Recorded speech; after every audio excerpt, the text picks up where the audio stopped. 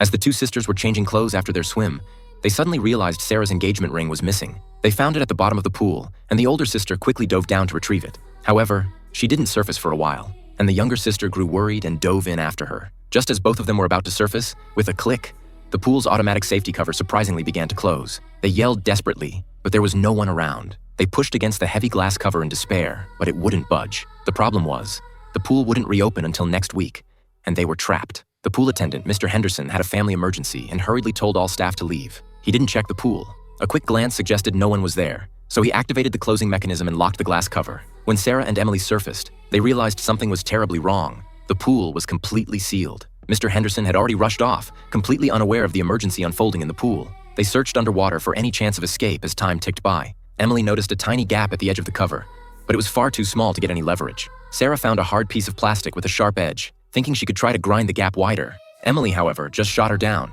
"Don't bother. How is plastic going to beat tempered glass?" She blamed Sarah for everything. "If it wasn't for your stupid ring, would we be trapped in here to die?" The desperate situation made her lose control, feeling like Sarah only cared about her own happiness and didn't give a damn if she lived or died. Sarah couldn't be bothered to argue with her anymore. She took a deep breath, dove to the bottom of the pool alone, and found the ring. Just as she was about to come up, she suddenly noticed the drain grate at the bottom of the pool was a bit loose. She thought, if I can get this thing off, it could definitely smash the glass. Sarah used all her strength to pull it, but the grate seemed rooted to the spot. Helpless, she could only surface to ask Emily for help, but Emily just brushed her off rudely. Just then, Sarah's phone lit up by the poolside. It was her boyfriend, Michael, calling. So close, yet they couldn't answer. Night fell, the pool lights went out, and darkness enveloped them. The pool water grew colder, and Sarah started to feel unwell, her expression becoming increasingly pained. It turned out Sarah had diabetes and urgently needed an insulin shot, which was in her bag on the shore. Emily never knew her sister had this condition. She had never really paid attention to the details of Sarah's life. Sarah had always hidden it,